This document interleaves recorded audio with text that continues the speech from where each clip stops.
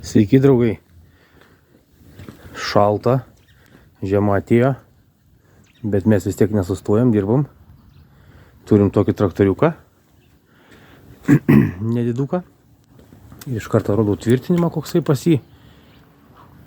O užsakovo prašymas buvo toks, kad šitas traktoriukas, dabar parodysiu jums, turi kaušą. Tas kaušas pas mus jau viduje.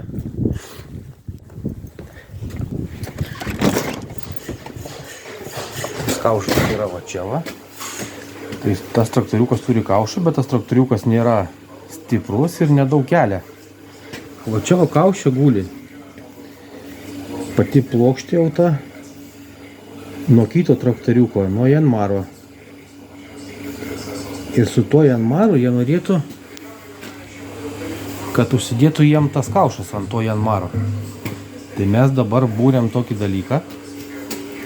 Darom patį tą perichodą, perėjimą lietuviškai.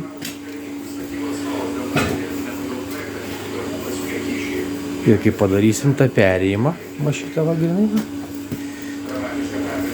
montuosim prie tos Janmaro bazės.